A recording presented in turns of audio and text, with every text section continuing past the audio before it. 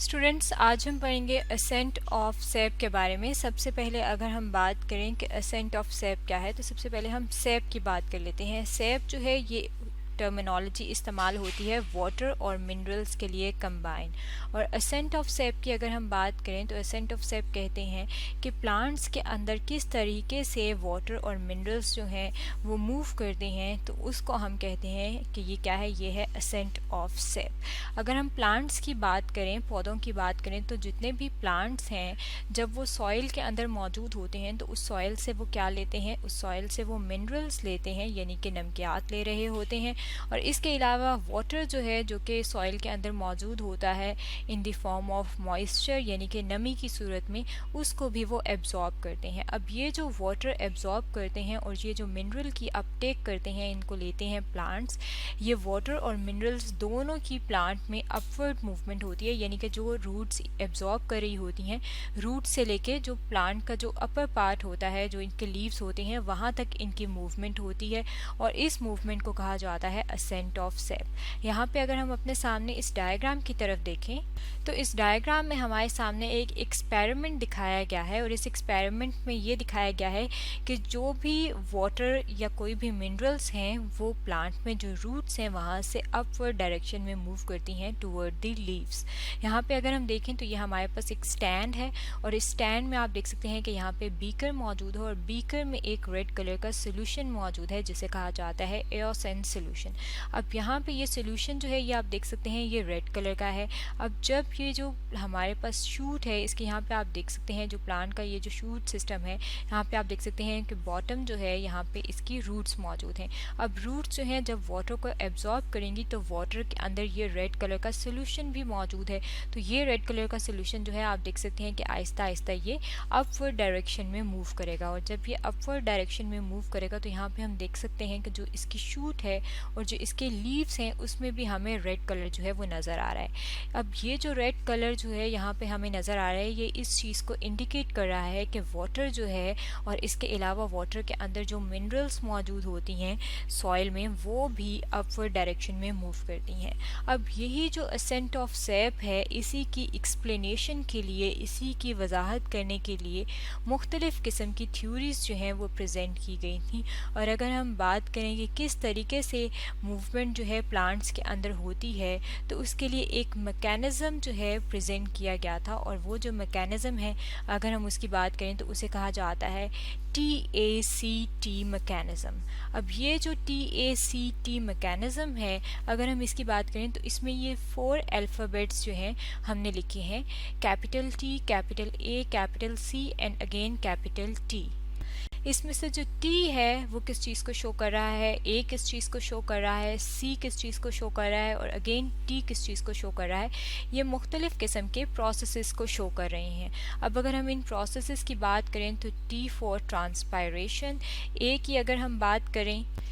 A is for adhesion और C की अगर हम बात करें तो C इज़ फॉर कोहेजन। और अगेन जो T है यहाँ पे अल्फ़ाबेट, वो किस चीज़ को शो कर रहा है, वो शो कर रहा है टेंशन को। अब ये जो हमारे सामने यहाँ पे हमने इनके आगे जो 4 जो हमने ये चीज़ें लिस्ट आउट कर ली हैं, ये क्या हैं, ये मुख्तलिफ़ किस्म के प्रोसेसेस हैं जो कि प्लांट्स के अंदर हो रहे होते हैं। अब वन बाय वन अगर हम इन चारों को देख लें कि इन चारों में होता क्या है, तो उसके लिए यहाँ पे हमारे सामने एक डायग्राम भी मौजूद है। और इस डायग्राम में सबसे पहले जो है वो हम बात करते हैं ट्रांसपायरेशन की। ट्रांसपायरेशन जो है अगर हम उसकी बात करें कि ये क्या है, तो ये एक प्रोसेस है जो कि कहाँ पे होता है, जो कि होता है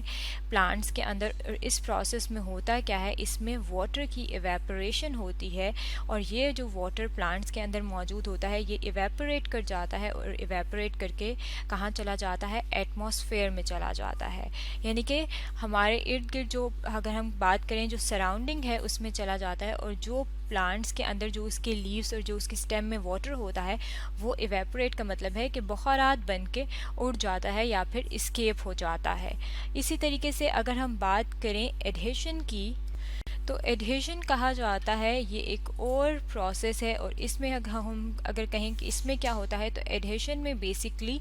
फोर्स इन्वॉल्व होती है, यानी कि एक ताकत इन्वॉल्व होती है, और उस फोर्स में होता क्या है कि इस फोर्स की वजह से अट्रैक्शन प्रोड्यूस होती है, यानी कि कशिश प्रोड्यूस होती है। और अगर हम बात करें कि ये एडहेशन जो है ये किस तरीके से काम करती है, तो जो वाटर इसके अंदर प्लांट्स के अंदर जा रहा होता है या अपवर्ड डायरेक्शन में मूव कर रहा होता है, वो जो वाटर के मॉलिक्यूल्स होते हैं उनकी अट्रैक्शन हो जाती है दूसरे सब्सटेंस के साथ। अब ये जो दूसरे सब्सटेंस हैं या दूसरे जो मॉलिक्यूल्स हैं, अगर हम उनकी बात करें कि वो क्या है, तो वो है सेलुलोज। सेलुलोज की अगर हम बात करें कि सेलुलोज क्या है, तो प्लांट्स जो हैं अगर हम उनकी बात करें तो उनकी यहाँ पे आप देख सकते हैं कि उनके वो किस चीज़ से मिलके बने होते हैं, वो मिलके बने होते हैं सेल से। अब यहाँ पे अगर हम बात करें तो सेल्स आपस में मिलके क्या बनाते हैं, टिश्यूज़ बनाते हैं, और स्पेशल टिश्यू जिनमें से वाटर पास होता है उन्हें कहा जाता है जाइलम टिश्यूज़। यहाँ पे ये आपको जो दिखाया गया है कि वाटर जो है वो ऊपर की डायरेक्शन में जा रहा है,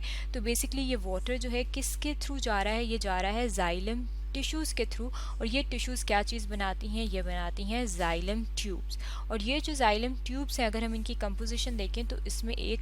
क्या चीज़ शामिल होती है, इसमें एक मॉलिक्यूल जो है उससे ये मिलके बना होता है, और वो है सेलुलोज। अब ये अदर सब्सटेंस जो है वो है सेलुलोज, जो कि कहाँ पे मौजूद है, जाइलम ट्यूब में मौजूद है। और ये जाइलम ट्यूब में जो सेलुलोज है उसकी और वाटर के बीच में क्या होता है, अट्रैक्टिव फोर्सेस होती हैं, जिन्हें क्या कहा जाता है, जिन्हें कहा जाता है एडहेशन। अब अगर हम बात करें कोहेशन की, कि कोहेशन जो है वो क्या है,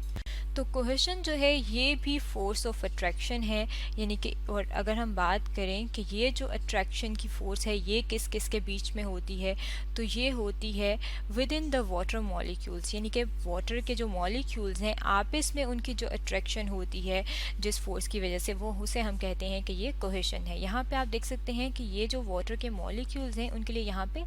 एरो लगाया गया है। अगर हम यहाँ पे इसको सर्कल कर लें और यहाँ पे देखें कि ये जो है ये वाटर मॉलिक्यूल्स हम सपोज करें कि इस तरीके से एक कॉलम की सूरत में ऊपर से नीचे से ऊपर की तरफ जा रहे हैं, तो ये आप देख सकते हैं कि यहाँ पे ये जो सर्कल है इसको शो किया है कि यहाँ पे जो है काफ़ी सारे वाटर के मॉलिक्यूल्स हैं। अब यही जो सर्कल है इसे यहाँ पे मैग्नीफाई करके दिखाया गया है, और यहाँ पे आप देख सकते हैं कि ये क्या है, ये वाटर के मॉलिक्यूल्स हैं। अगर हम इन्हें नंबरिंग कर लें तो ये एक वाटर का मॉलिक्यूल है, ये जो है ये सेकेंड वाटर का मॉलिक्यूल है, और ये जो है ये थर्ड वाटर का मॉलिक्यूल है। अब ये जो वाटर के मॉलिक्यूल्स हैं अगर हम इनकी बात करें तो ये आपस में जो है ये एक कॉलम की सूरत में जा रहे होते हैं, और कॉलम की सूरत में क्यों जा रहे होते हैं, क्योंकि उनके आपस में अट्रैक्टिव फोर्सेस मौजूद होती हैं, फोर्स ऑफ अट्रैक्शन होती है जिसे कहा जाता है कोहेशन। और जब ये इस फोर्स ऑफ अट्रैक्शन की वजह से एक दूसरे के साथ अटैच होते हैं, और अटैचमेंट के बाद ये क्या बना देते हैं, अटैचमेंट के बाद ये एक चेन बना देते हैं, यानी कि अब वाटर के जो मॉलिक्यूल्स हैं उनकी क्या बन जाएगी, उनकी एक चेन बन जाती है, और उस चेन की वजह से ये वाटर के जो मॉलिक्यूल्स होते हैं इनके हम कहते हैं कि ये अपवर्ड डायरेक्शन में मूव करते हैं। और ये जो इनकी अपवर्ड डायरेक्शन होती है जिसमें ये चेन की सूरत में मूव करते हैं, वो हम कहते हैं कि ये प्लांट्स के अंदर क्या हो रही है, ये टेंशन हो रही है। यानी कि अब ये वाटर के मॉलिक्यूल्स जो हैं ये जब इनके अंदर ट्रांसपायरेशन होती है और पहले जो मॉलिक्यूल्स होते हैं वो यहाँ से जो इसके लीव्स हैं उसमें से निकल जाते हैं, तो यहाँ पे आप देख सकते हैं कि ये जो लीफ है इसका स्ट्रक्चर बड़ा करके दिखाया गया है, और लीफ के अंदर ये जो ओपनिंग्स हैं स्टोमेटा की, इसमें से वाटर जो है वो जो है निकल रहा है ट्रांसपायरेशन के प्रोसेस के ज़रिए। और जब वाटर के मॉलिक्यूल जो हैं यहाँ से एस्केप हो जाते हैं तो एडहेशन का फिनोमेना, इसके अलावा कोहेशन का फिनोमेना और टेंशन का फिनोमेना, ये तीन फिनोमेनास जो हैं ये आपस में मिलते हैं, और इसकी वजह से क्या होता है, जो रूट से वाटर एब्जॉर्ब हुआ है और इसके अलावा मिनरल्स एब्जॉर्ब हुई हैं वो कहाँ मूव करते हैं, वो अपवर्ड डायरेक्शन में मूव करते हैं। और इस प्रोसेस को क्या कहा जाता है, इसको कहा जाता है असेंट ऑफ सेप। तो स्टूडेंट्स आज हमने पढ़ा है असेंट ऑफ सेप के बारे में।